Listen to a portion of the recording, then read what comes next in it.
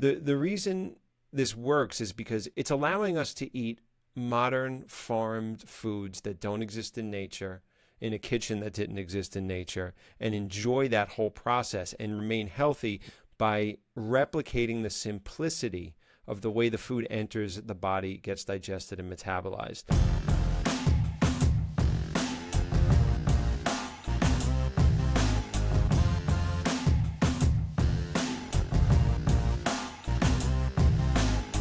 Okay, here we go. Welcome back to another episode. My name is Mike Perrine. This is the Everyday Detox podcast, and I think this is the first podcast of 2024. I may have released one back in January. I don't remember when the last one came out, but there's been a bit of a delay because we had another baby in 2023, and I sort of neglected my books because I was obviously busy with two younger children, and I have an older child as well, but the young ones take a lot of our time. And when it came time for tax time at the beginning of the year, things were a bit of a shit show and they needed to be sorted. And now they are sorted. And now here we are, and we are back. If you want to support this podcast, please drop down into the show notes or the description and check out Valasta astaxanthin, the most powerful and potent antioxidant you can take in supplement form. I did a full podcast with Sam Shepard. If you've not seen that one, Sam Shepard is the developer. By all means, check that one out. It's one of the best podcasts I've ever done. You can also visit us at Everydaydetox Academy if you are interested in doing a deep dive on this work and the concepts, the practices, the principles that I discuss in this podcast. And you can get a discount by also dropping down into the description or show notes, and you can get a discount on any of the master classes, but also the masterclass bundle where we put two master classes together already at a discount, and then get another discount when you use the discount code. So drop down into the show notes, check those out. It greatly helps the podcast, and I think you'll find them extremely valuable.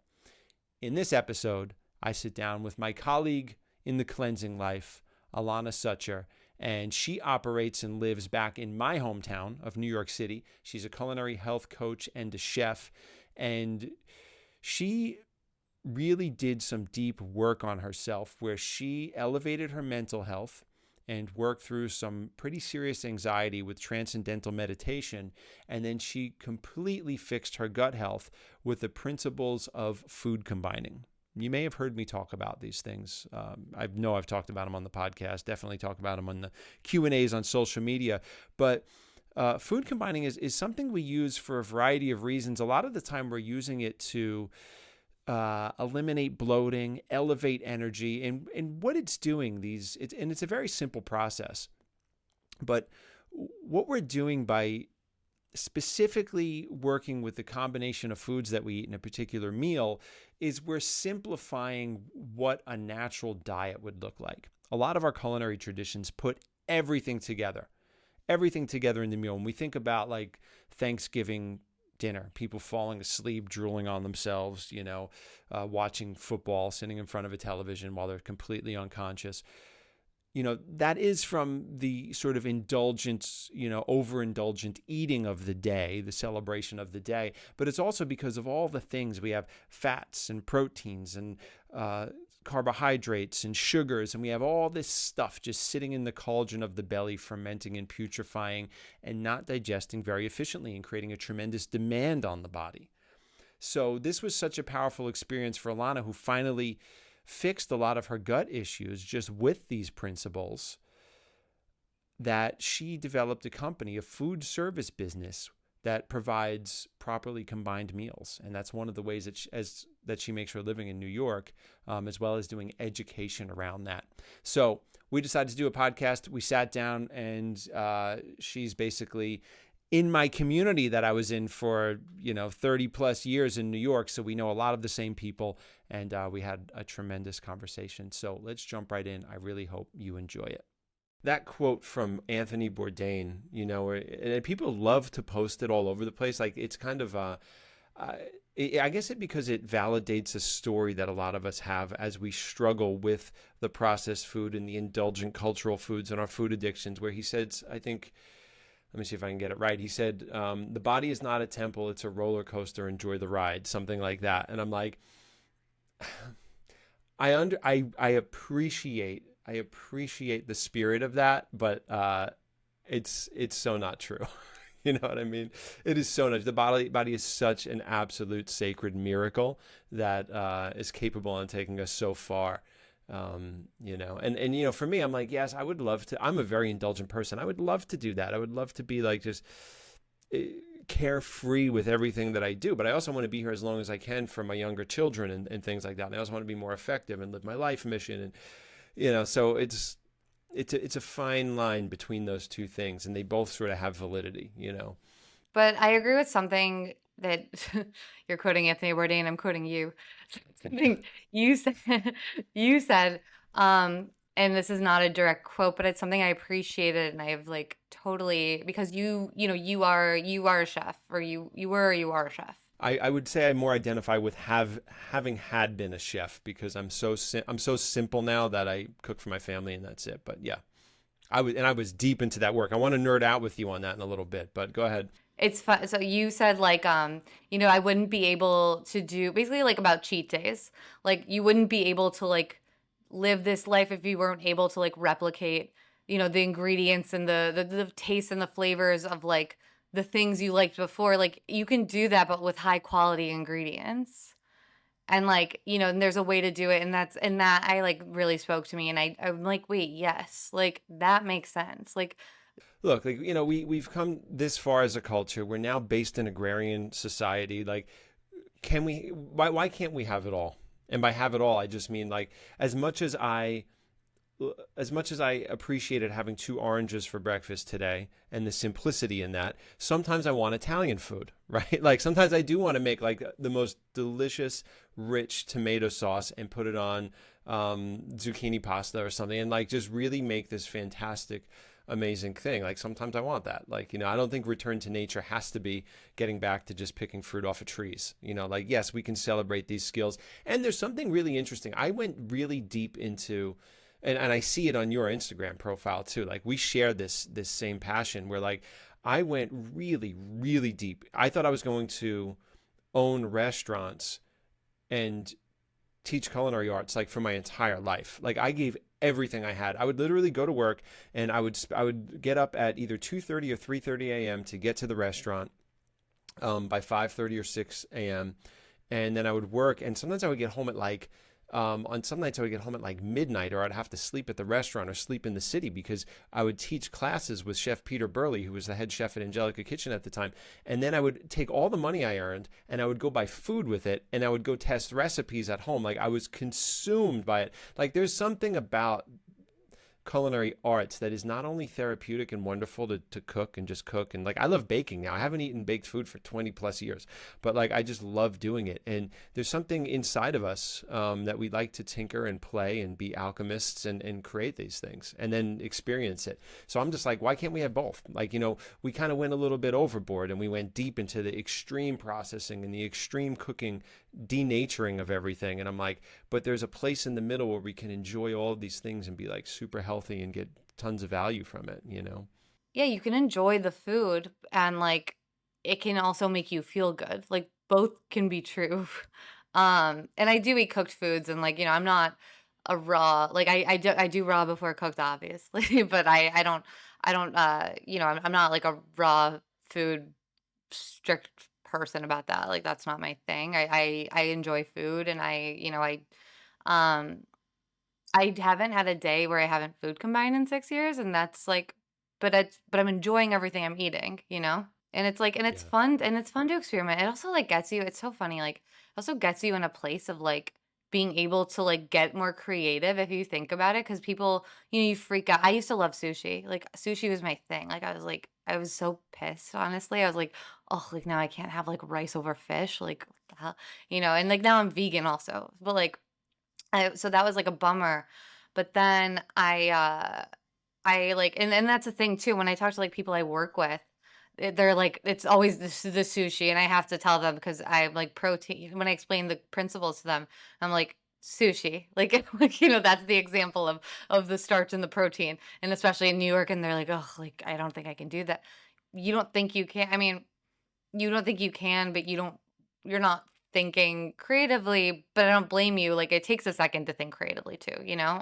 One of the reasons this works, I think, and the reason people I think struggle with it is because I think recently normalizing healthy ingredients has like had its moment, right? So people kind of get that, you know what I mean? Like people know, they might know what quinoa is, they know more about organics and the appeal coatings and GMO, and like so that's kind of like in the vernacular, like they kind of understand it a little more. The food combining stuff's a little bit counterintuitive because it goes against everything that we've ever experienced with food growing up and in our food cultures.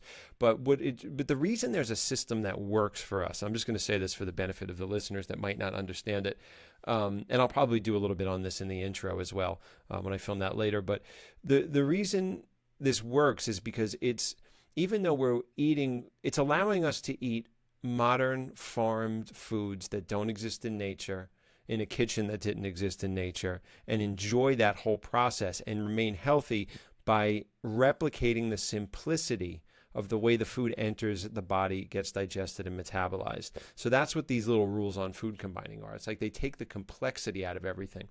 So when you're eating a properly combined meal, you are you're enjoying that food, but your body's not having to put massive amounts of effort and energy into that meal, taking everything away like we see typically on Thanksgiving feasts. It's not just the volume of food people eat, there's all these insane combinations of fats and proteins and starches and sugars and everything just bubbling away in the cauldron of the belly while people pass out belching in front of football. It's like, but that's what that's what a lot of people experience on a daily basis too. It's not just Thanksgiving is just the one that's most memorable, but people falling asleep. I used to eat, God, I was like 13 or 14, working one of my first jobs in I worked in one of the green a place called the Green Belt in Staten Island, New York, and I would like shovel wood chips and it was like a conservation job for young kids.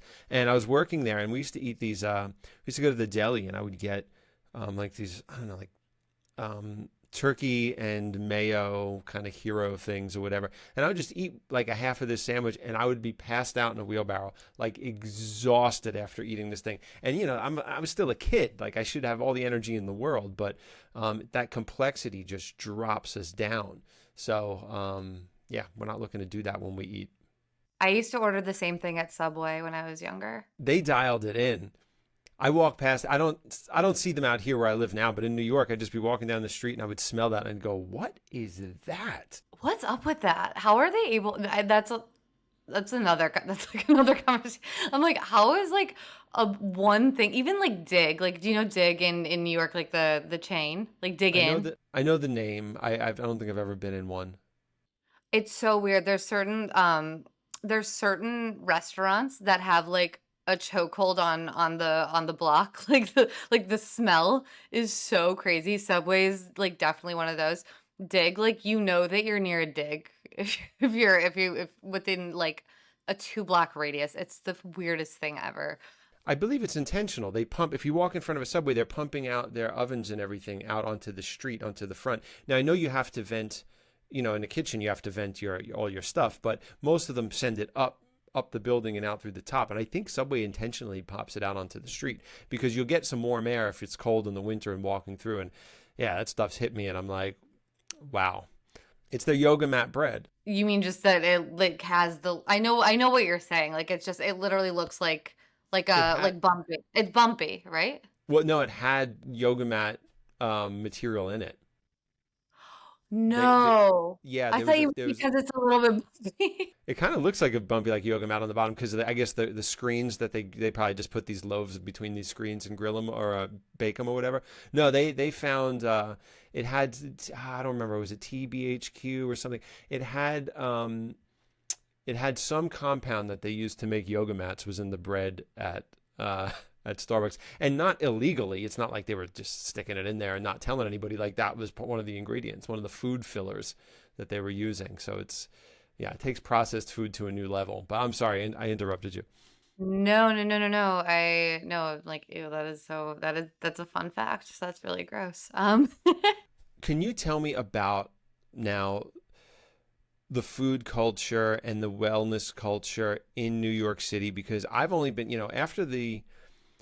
I was there. I did some, like, it was just great. It was like everything was finally coming together. And I used to go back there like 3, 4 times a year for weeks at a time, sometimes a month, sometimes 6 weeks.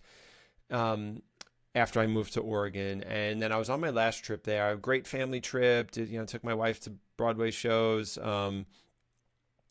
and then we left New York. I had all these things recorded, and we went on a quick little trip to Hawaii.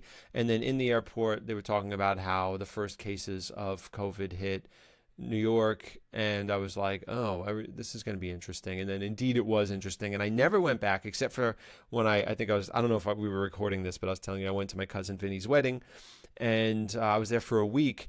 But a lot's changed in New York, and it's always been really interesting to me because I mean, yeah, I'm from there, like born and raised there, and there's this amazing culture of natural living. There's the Park Slope Food Co-op. There was Angelica Kitchen. There was Pure Food and Wine. There were the early raw food restaurants. There was Temple in the Village. There was community gardens. There's all the things that happen, even on like the higher end level at like what was Donna Karen's space called again? I've spoken there. I can't remember what it's called. She had a space that was like a wellness space, Zen something. I don't know. It was like one of those things. So even on that level, of course, in like fashion and things, like there's, I mean, you have Shivananda Yoga. You have like, we had iconic small health food stores. We had the Natural Gourmet Institute for Food and Health. Like, so in this filthy city concerned with money and carelessness and indulgence, there's at the same time, there's this balance of this incredible like holistic wellness culture, and so much of it has changed, and I've not been there for a while, so I'm trying to like I went there, and to be honest, when I went there in January last year, it was a little sad. Like when I saw Gil, even I hadn't seen him for years because I'd moved away, and we didn't always see each other a lot in the city anyway because we're always in the treatment room, both of us, and um, I saw Gil, and he looked like Gil and my friend Dagger, who owned High Vibe, which also just closed recently. When I saw them, they looked like people that you ever see those pictures where they show like the young, teenager or 20 something that went into like a historic war, and then a picture of them like 2 years later, and they look like they're 50 years older. Like everybody looked really haggard and beat up, and I imagine that's because of everything that's gone on over throughout the pandemic in New York, with all the financial trauma and stress and the crime and everything. But the holistic wellness space changed a lot as well. If anything, what I've seen more of, like, opening up, and what bums me out, I think it kind of, it taps back into the thing where I wasted so much time and money trying to figure out what was wrong with my gut, and so this is why these places bum me out, is like, these places, like, called, like, Clean Market, and then, like, like a detox sort of a place, they're called, like, Detox whatever, and, like, there's a lot of that, and they're just selling a bunch of supplements. There's a lot of, like, woo-woo in a bad way, I think, like, sort of like products, like, and that bums me out. I've seen a bunch of those. There is a place called, and like, there's a lot of places too that like sell these things, but then also do have really good treatments. Like Clean Market, by the way, like I'm talking about all of the products and stuff they're selling. However, they do I like a lymphatic drainage massage. I think there's something to it. They have that, and I've gotten one there, and it was great. It was actually a good one. What is it? Do they sell food? Because they do lymphatic drainage, but they have the name Clean Market. So they sell like a lot of different, like they do sell some foods, like in foods that I I'm pretty sure they have like some tahini brands that I like. I don't buy my food there because it's in like it's not even near me at all. But like, well, currently, but I believe like packaged goods like CPG, but nothing like fresh and ready to go as far as I'm I might be wrong, but they do have like, and also like their Upper East Side location like has a good infrared sauna. You know what I mean? So like, there's a lot of these places that have opened up. Another one called The Well, which is in Flatiron. Um, like a lot of places that are like not I'm not like totally, and this is like a lot to do with like the holistic wellness space, like that we talk, we were talking about before we were recording, and we're just talking together. Um, just like a lot of places that like it's not that they're bad because they're I think there's some good to them, but they're also like it's a lot of monetization, a lot of selling products, a lot of selling supplements, a lot of selling like debloating stuff and like a pill that will, you know what I mean? It's I feel like a lot of these places are selling a lot of fluff. Um but also they do have good to them. You just have to have your like the right like blinders on to know what you're looking for, and that's kind of the thing. So it's tricky for me to say what's good and what's bad here. Um I mean, what's bad, what I don't like love like juice press. Like I don't, you know what I mean? Because I don't actually like like if we, like I don't think that their juice is what, it's not like a cold pressed juice made right in front of you and everything. You know what I mean? They sunk that place into the ground. That place started out really good. Um, Did it? oh yeah, it was a one shop juice shop owned by Marcus down in the East Village, and then he expanded, and he would constantly bump heads with his billionaire investor partners about, because Marcus has a very he has a very idealistic way of trying to create this food culture. And he would bump heads. He would talk to me about it sometimes, and he'd say, yeah, he's like, I'm trying to like educate them politely and kindly and warmly about like, why we can't just make these bottom line decisions to reduce costs when the quality's going to suffer. But of course his business partners didn't understand that. Anyway, he got bought out and he's out of that place. And as soon as that happened, everything just tanked. Yeah, I mean the quality tanked. I don't know. I'm sure as a business they're probably just doing fine. But yeah, but like for someone like you or I, or someone with a very just sort of that has discernment and a deeper understanding of food quality, yeah, like they tanked. But there are good places. Even what's it called? Higher Dose. Sure, like the sauna's that's a good sauna. It's pricey. That's the kind of the problem too with like some of these things. Like, it's like it's expensive. Like it's expensive to want to do the healthy thing. That's what I love about cold showers and breath work and things like that because they're free. I mean, sometimes, especially in New York, I mean, I just, having operated a business in New York, I mean, just to have the colonic studio with infrared saunas, with cryotherapy, like our operational budget monthly just to break even was like $35,000 plus depending on the month, just to break even. So like obviously we're not going to be an affordable place to come to. Do you know what I mean? Like that's just cost of living there. It's unreal what it does, the privilege of being healthy in New York costs. As a business owner, by the way, like I get it. Like for like as a, you know what I mean? Like I like my product, like and I will say like it's a premium service, my service. Like it is, but it's because you are getting high quality. And I'll say like my prices are a little pricey.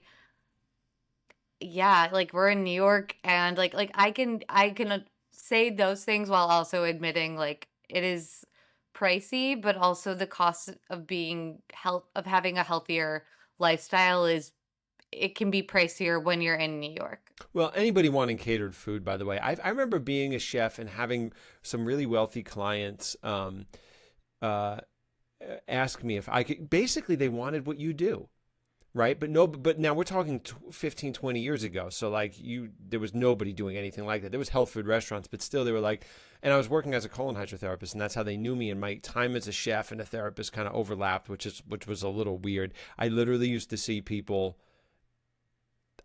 I used to watch food pass through my tube on the colonic table that I had made the previous day in a restaurant. Like that was a very weird experience. The community was small and cozy. Anyway, my time overlapped, and they say, I want you to do this, cook for me like 3 times a week or whatever.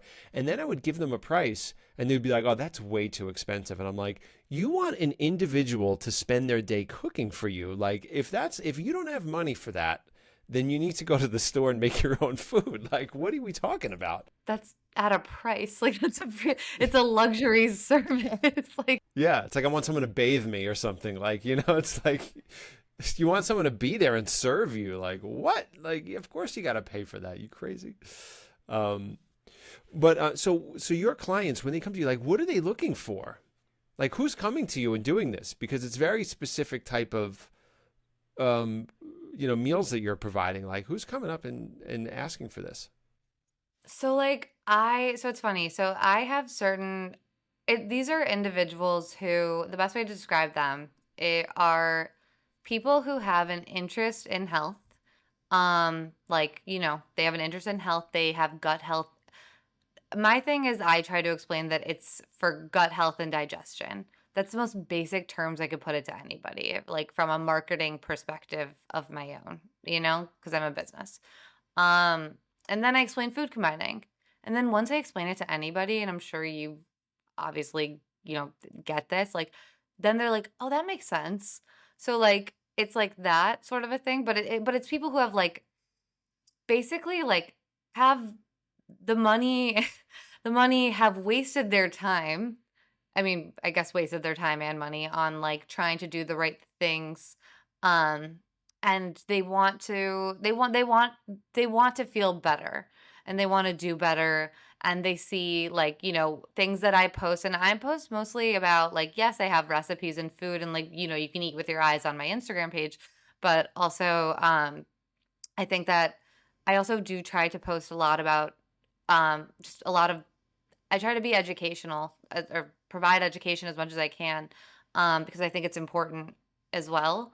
And I think that speaks to people just to hear like, hey, like food is medicine, and that's literally on my website, but that's the truth, to me.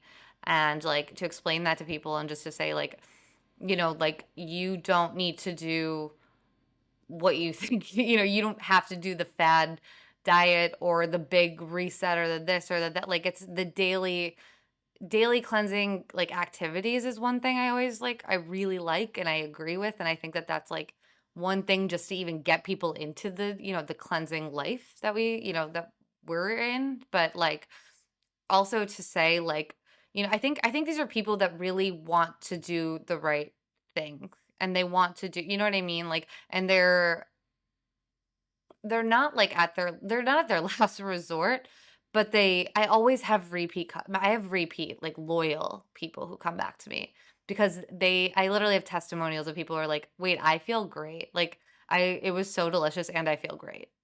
And that's like, I'm like, hell yeah. Like, that's like my happiest text. Cause I always check in with with my customers or my clients or whoever. But those are the people that come to me, people who have a general interest in health, don't know what to do, are sick of trying, like, you know, basically like not getting enough bang for their buck, and that's the way they feel, or portion size or what have you. Um, and they want something.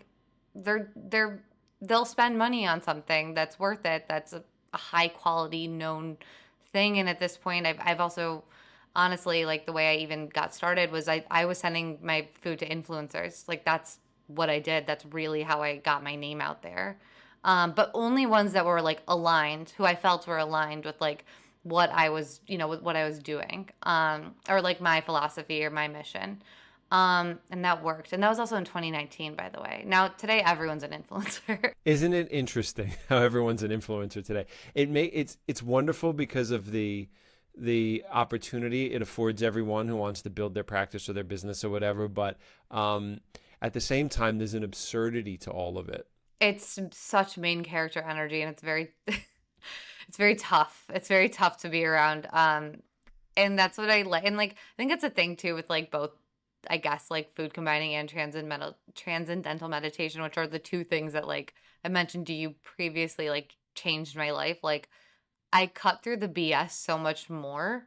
And I just feel like I'm like, all right, like, you know what I mean? Like I kind of, I like to keep it real. Like I'm like, because like of all the things that like, you know what I mean? Because of all the things I tried, because of especially the social media of it all. Like then I'm like, okay, that's an ad, that's an ad, that's an ad. Like, and then that's what I come across, by the way, to answer your actual first question. when we started recording. Let's bring it back around to that. Yeah. Let's do it. Like, it's ads. It's like straight up ads, and like, or like influencers like promoting something that looks, it looks like a normal post, but then you see it says like paid, hashtag paid or sponsorship, whatever you're supposed to write. Like, and it's just like, oh, I'm like, not again, like it's exhausting. It's really, really exhausting. And we're all doing it to each other. We're all doing it to each other. We've been fed this story, and the twisted part is, yes, it's true, and it creates opportunity, and that's, I mean, if we look at our own behaviors, where's the attention? The attention's on the phone, the attention's on the monitor, whatever, however people are consuming these things, and we're watching each other. And in order to be relevant, like, you have to be there. Like, otherwise, there's very rare exception. There's the Gil Jacobs of the world, people that, are just legends that got their start 40 years ago that are all word of mouth with, I mean, Gil doesn't, I think he has an answering machine, but like, that's it. Like, no website, no computers, no credit cards, nothing, other than people like me or you or Nicole or whatever, maybe talking about him, featuring him. So that's 1% of the people these days that are just, grandfathered into to getting attention because of who they are. Everyone else, we need to be there, and it's really, and to watch the human behavior around this is really interesting because we just fall right into it. And I think at first it was fun. I used to love doing content and stories and things like that, and then at some point it became essential, it became urgent, it became overwhelming. It became demanding. It demanded that you do it. Otherwise, you would basically fall out of existence when it came to whatever you were trying to do. And I don't mean people that are posting pictures of their kids and stuff, although if you don't do that, then your friends and family probably won't see it either. But what I'm talking about is from a practitioner, product, food service, restaurant, hairstylist, like whatever your passion is. If you're not on there, you're basically just, you're out of the bubble, and nobody's looking outside of the bubble. And so we bought this idea that, like, first of all, we immediately open that thing up, we start scrolling, and we're like deep. Even somebody that has the perspective on knowing that it's an addiction, like, I look at my wife's behavior and my behavior, and I think of our younger kids, and I go, wow, like, this is interesting. Like, we're kind of addicted to our phones, even though we consciously battle it every day. Could you imagine not having the perspective and not having the discipline and the awareness around that? And then there's this idea, like, that you have to be performing. Like, we're always making these stupid reels all the time. I'm dying because that's so true, because like I said that last week to a friend, right? And like, I've also not been posting reels lately, or I post in my story because I like, again, the reel, the whatever. I'm like, this is what I'm really doing. This is what I like. This is what, you know what I mean? Like, that's what I've been focusing more on. So it's funny you say that, because I literally said to my friend last week, I was like, oh, I think I meant, or like 2 weeks ago, I'm like, I meant to post this thing. And then I was like, I literally was like, Alanna, like, by the way, I don't, like, not one person is sitting on the edge of their seat being like, where is this reel from Combined by a Lot? Like, nobody actually, like nobody cares. Like, we're so up our own whatever. Like, I'm like, who cares? Like, Yeah. it doesn't, and like, it is good to be humbled a bit by something like that. And I think every person needs to be slightly humbled and like realize that, like, like, we're all doing, and I think people, they know it, but they also don't, like, like we're saying, literally, like, it's just, it, but you can't get out of it, and it's like a weird thing. So actually my like algorithm even was, gosh, what was it? And by the way, I like TikTok. I like it because it's funny. I have posted on it a few times. I like laugh at I think Gen Z is pretty funny. I'm not gonna lie. Like, some things they do make me laugh. I love it so much I can't use it. Good. I don't have that. I'm on TikTok, and my algorithm is actually all like, I'm a content manager, and here's what you should be doing in 2024 if your content. That's my algorithm, by the way, because I'm like, it's like, we're all so like upper, like, that's the thing. It's such a shame. And I'm like, God, get me out of here. Like, it's like, it's really like, but I've noticed actually, this is a weird one. in the past couple weeks, and I don't know if it's because it's January either, like, again, like, I've been having more business success in the past, like, few weeks, and I haven't posted a reel. And I'm like, "That," or a post in general, and I'm like, "That's interesting." I'm like, "That's," and I've been really thinking about that one a lot, because 'cause I'm like, I love that I'm not paying attention to it. I care less about it, and therefore, I'm, think things are better. Do you think that's weird, or does that make sense? I've experienced that myself. I started to do some paid ads, not sponsored posts or anything, but or boosted posts, but like some paid ads at one point, and I noticed sales just plummeted for some reason when I was paying money to do this. I don't know why. I mean, it's not like it didn't make any sense, the connection. And I was like, God damn! I was like, here I am spending money, nothing's coming back. And then I was like, let me pause these ads. As soon as I paused the ads, all of a sudden sales started going up, and I was just like, I don't know what the message is here. It is, Nobody wants to see an ad, by the way. yeah. Nobody wants 'Cause to see nobody it. wants, that's really it. Nobody, they're like, "Oh," they're like, if I I'm being completely honest with you, if I see, like, an ad, like, I'm either like, "Oh, it's, like, a big company who just, like, does that," whatever, you know what I mean? Or I'm like, or if it's an influencer who's, like, doing it, I'm like, "Ooh," like, something's not working, so now they're paying for an ad. Like, you know what I mean? It's like, but that's where my brain's going. I don't know about everyone else.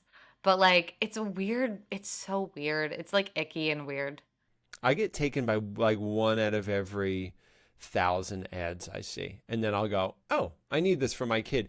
And interestingly enough, like social media, I forgot what it was, but it's thousands of points of data they take off of one account to understand your behaviors. And one simple one is they know I'm married to my wife. And they know when she's looking for stuff to send the ads to me.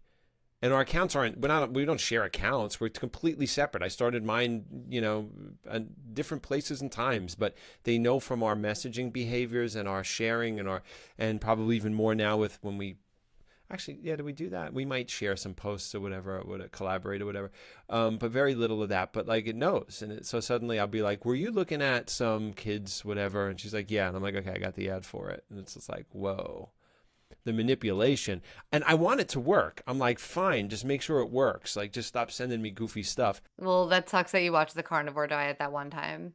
It's because people send me things, and I was a little bit fascinated by it, and I needed to understand it a little bit because there's a reason why it works short term for people, and also I kind of got caught up a little bit in that Liver King drama. I don't know if you know who he is, but No. oh, Liver King, he's a guy that just eats.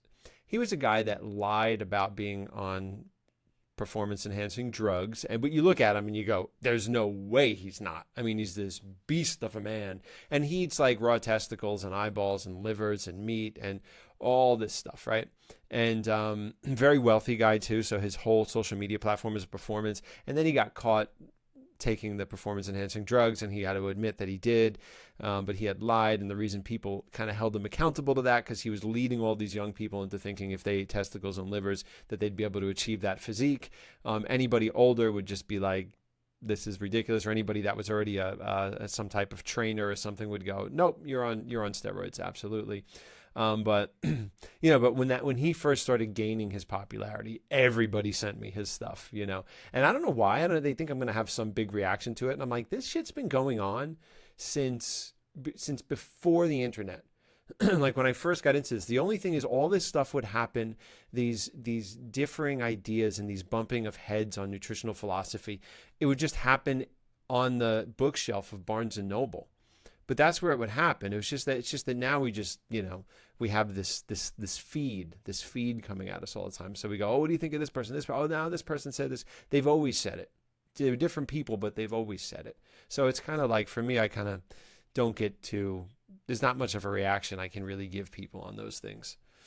No, and that makes sense. And also, it's like, it's funny. The one, I guess, something similar that I guess I am seeing like a ton of is like, there was such a thing about veganism, right? And like everyone being vegan, and now it's like gone the opposite. It's like 2024 is all about protein. They're actually, I don't know if you I don't I'm not I don't read the New York Times. times, I'll be honest. But I listen to podcasts and they will talk about articles in the New York Times. And they gave like a 2024 trend report. There's two actually really interesting things. I'm curious what you think. Um, One was like protein. Like it's all about protein, the protein craze. Like we're leaning, and by the way, that makes sense. Like if anyone who asks me any questions or they're like, well, how do you get your protein as like a vegan? And and I'm sure you get that question a million times too. Like just like people being like, well, because they count the protein and stuff, right? People aren't tapping into how they feel. After they eat a certain thing, they're just like, okay, but like what about like counting my proteins? So I guess like, that's one big craze. Another one is, they're calling it the snack craze. So instead of a meal, like a meal is like, they're saying it's like all about snacks this year. And by the way, obviously you have to think about like who's paying for this, like for this data or whatever. But like, it was really interesting. It was a study by Whole Foods Market. And they came out with it and they were like, it's all about snacks. Um, it was funny because there's also, I don't know. So here's another part of my algorithm. I don't know if have you ever heard of girl dinner? No, that's not part of my algorithm. Okay. So I'll tell you about this. Girl dinner, they're calling it, is so like how do I describe this? The best way to describe it is like, so dudes, if a dude is alone eating dinner, a single guy, like hetero, whatever, whatever. Like, and his whole thing was like, okay, he's gonna have the meat, the rice, the veggie, he's good. Like very simple, like that's like the new caveman like thing. Where like girls are like, oh, like I have this in the fridge. I guess I'll have like some chips with like this dip, like, and like, I'll just have like I made like there's a random like baba ganoush in the fridge. Like I'll eat that with my like siete tortilla chips. By the way, I do that sometimes. And like and then I'll have like this like just we'll throw a bunch of like really random things that don't totally make sense on a plate, and not about it's nothing to do with food combining. It's just literally called girl dinner because like it's just not as like thought out as like a guy who's like, okay, like meat, potato, veggie. Like it's like girls who are like whatever. It's like foraging in your own house. It's foraging in your own pantry and refrigerator. Yeah. Literally. So it's so funny. So they've been calling it on TikTok girl dinner. It makes me laugh.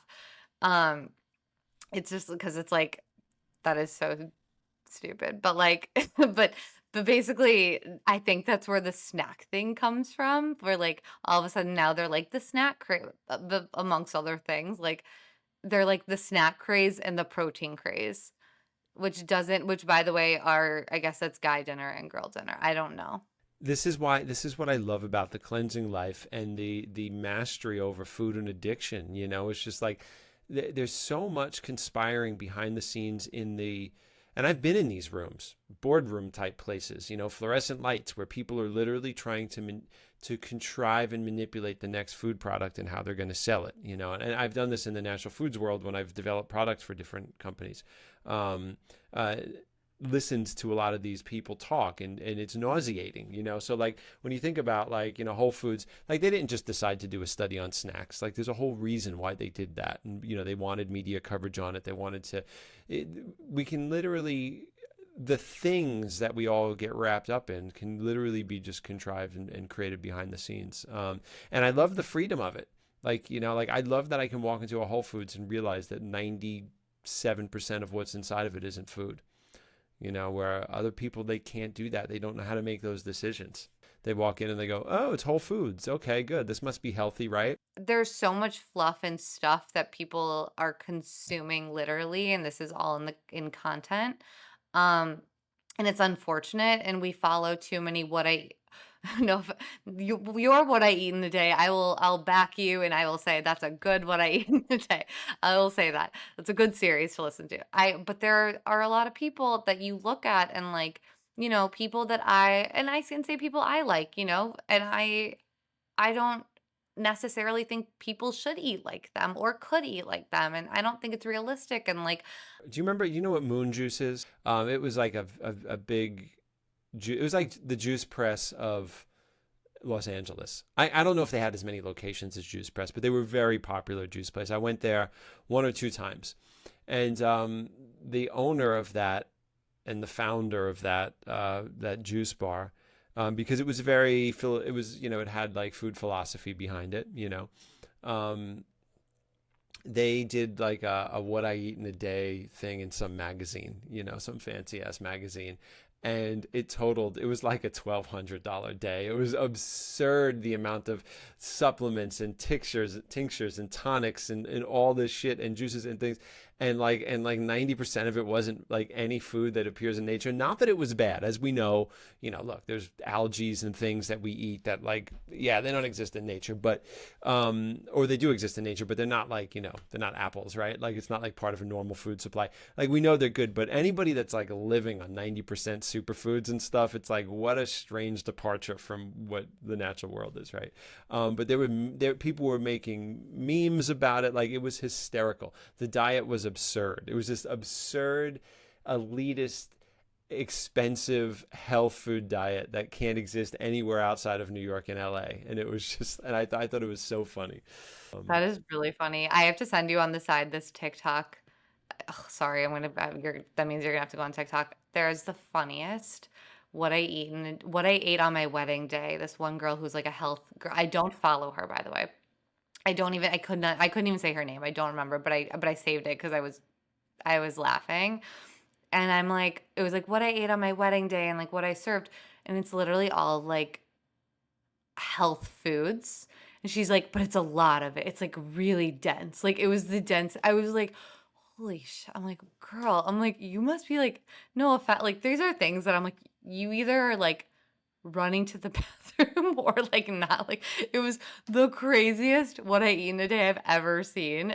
I have to send it to you. It's so absurd. And I'm almost like, was this promo like to help like pay for the wedding? Like there's so much weird stuff. It was super, you got to see it. One of the challenges with eating clean these days is people are sort of are newly into it. And when we newly get into eating clean food, we're still trying to fill those pleasure centers. And that might be a full belly, or that might be the stimulation of the fat and the sugar, or like whatever it is that we got from the processed food. Sorry, Riverside is telling me to do something. It's telling me to close other Riverside browsers. I don't have one open. We'll just get rid of that.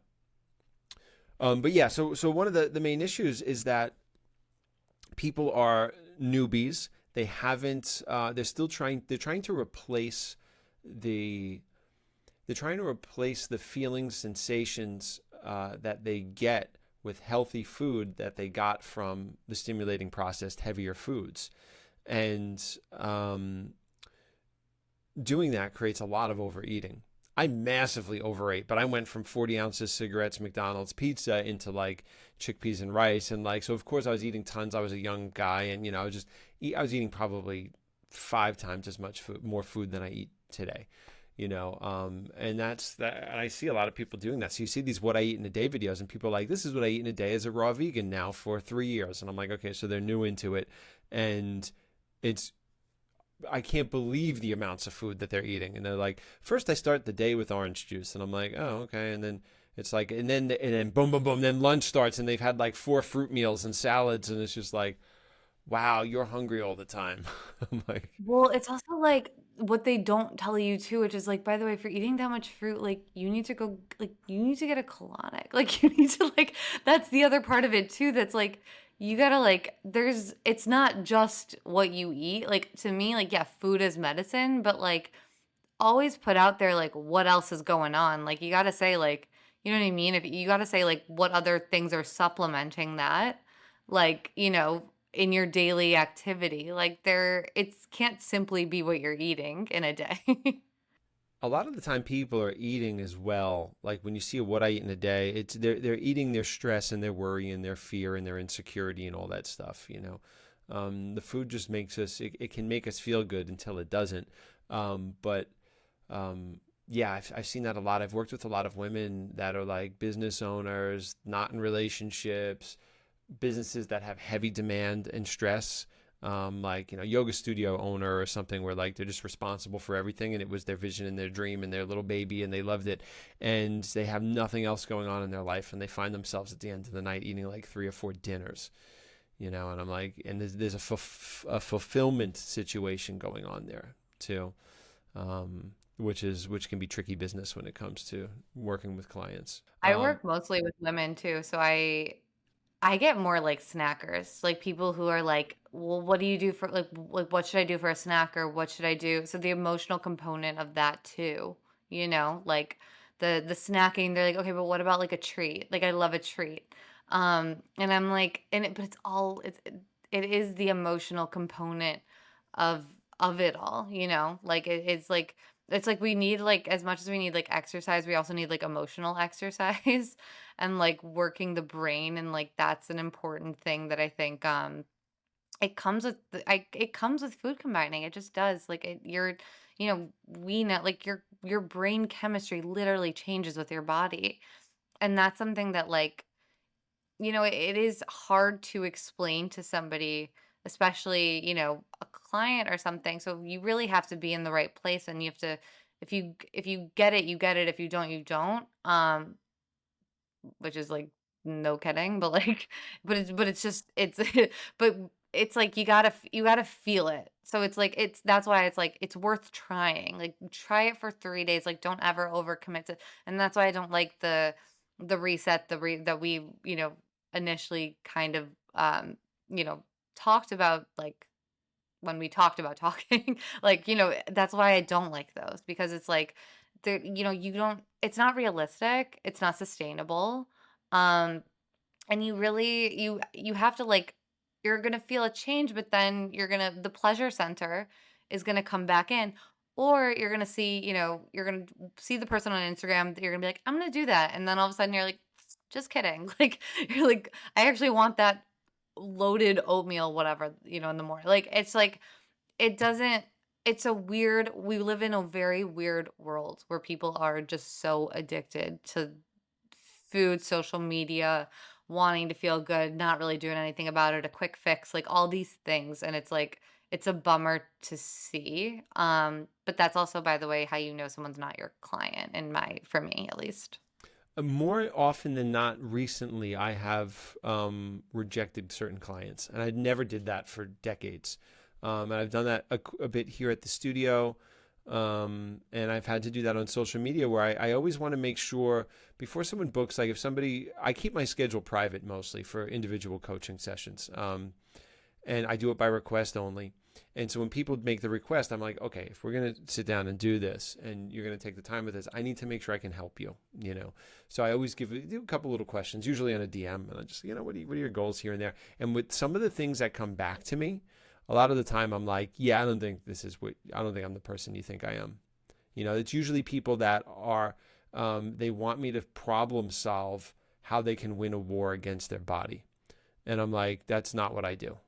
I don't do that at all. I was like, we're never even going to look at your weight. And a lot of times they'll tell me things like, oh, I know I need to lose this weight. And I'm like, oh, okay, this person's probably maybe they've had a toxic past. Let's take a look. Boom. And I see that you can just tell from the first 3 pictures in the Instagram profile, A, you don't need to lose weight. B, it looks like that you have been dabbling and moving in and out of some form of health food anyway for the past whatever. So I'm like, that's that's someone that's basically looking to wage a war against their body, and they're looking for an ally in that. And I'm like, I'm not an ally in that. Absolutely not. Which is a big difference between the person that's just like, oh man, I just went through the hardest time, and I just went right into food, and they are 50 pounds overweight, and they're like, I just got to get my life together for my kid or whatever. It's like, that's exciting. Like, yes, that's worth the time. That's worthy of deep tissue cleansing. We're not sitting here micromanaging pounds or like, troubleshooting your bloat for 50 minutes. It's like that stuff. It's like, I have no interest in that.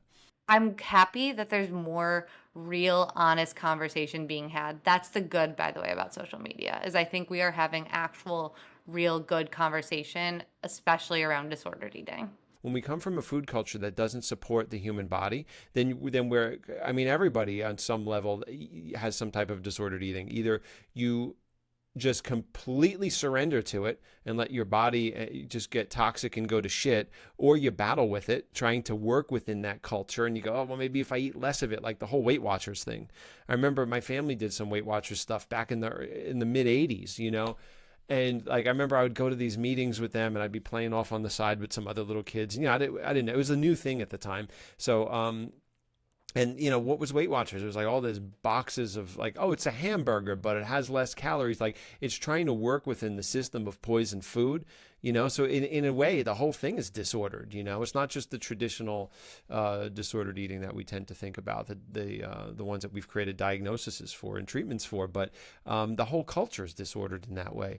So when we can get into natural living and let the body really just steer the ship and not get beat down by the existing food culture, like that's the win right there. Totally. It's like, and it's just doing the little, like, like the little things that make the biggest difference, and like changing like just little habits. And like, that's another thing too, is like, I wanted, like, if I work with someone, it's like, we're changing your lifestyle, but you can make it work with your life. Like, if that makes sense. Like, you can go to work and like sit in an office and do food combining and do the little things that will make you feel good. You can have, I always say, like for me, like I wake up in the morning, I have hot water and lemon. I have a juice. I make it, but like we're in New York City, like there's a lot of really great reputable like juice spots like to go to, like that are just locally, like mom and pop, like that exists like in Soho. Like you don't have to, you can be anywhere in the city and you can find something, right? um or at least have a smoothie. If you can't have that, have a smoothie, have fruit. Like that's another thing too. It's like, there are ways to do the things, right? And like to do all the things that are just going to lead you to more success and make your body feel better. And it's not all about taking a supplements and or whatever. Like it's not like so not the answer, and like it bums me out that that's the quick fix of it all. And I think that I actually think I I hope, but I think that we're moving a little bit past it. I think people are starting to kind of see, at least from my purview. And by the way, like that these are people like closer to like us, like in this space, in a wellness space, who are like, actually home cooking and wanting to, like, they put in the work essentially. Um, but there's also, but they, unfortunately, there are still like the supplements and stuff that still exist. And it's not that they don't pop up on my algorithm, because they do. And it's affiliate marketing and everything. One thing I mean, there are supplements that are good, but there is so much that are still full of stuff. And like, I just think leaning into whole real foods, if I can get people to do that, that's the biggest win ever. Where can people find you, and where are you most present in regards to social media, where people can follow and hang out with you? I'm most present on Instagram. I'm like in my DMs. People are, I am most present there, like in my stories. You can see literally what I'm doing. I like posting places that I like, things that I'm eating, what I'm, I do love posting recipes because I love to cook. And like showing people, again, like we talked about, that like high quality ingredients and good, yummy food can all be in the same universe. I also, you can order my meals on my website. Weekly delivery. I have weekly meal delivery. Local only, or They're you ship them? no, local only, even to Westchester, Long Island, and to Brooklyn, Astoria, Queen, everywhere, all over here. Is where you can get my food. Yeah, vegan and non-vegan, but everything is perfectly food combined. And I say it's made for your most optimal digestion. And they all feel good, and I'm happy. I'm always so happy to hear how good people feel. That's like my most, and I'm a nurturer, caretaker at heart. Like I really am. And I'm a Midwest person who just, I love to take care of the home, so I like to take care of other people. That's where this all really comes from. It's because I literally spent thousands of dollars, again, trying to figure out what was wrong with me, and I wasted a lot of time and money. And that's one of like my missions, honestly, and combined, is that I don't want to waste your time or money. And that's really the truth. Knowledge over products. That's really it. That's my mission right now. That's what I'm about. And that's why I want to talk to you.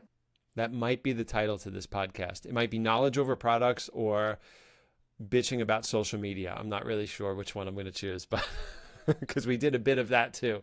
Maybe ask Instagram. See, that's the thing. Here's a good thing. Ask Instagram. Pick a title. Here, take little bits and say, pick a title. Should it be this or this?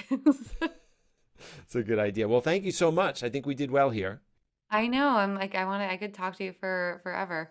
Yeah, I appreciate you hanging out with me. And yeah, we'll do it again sometime.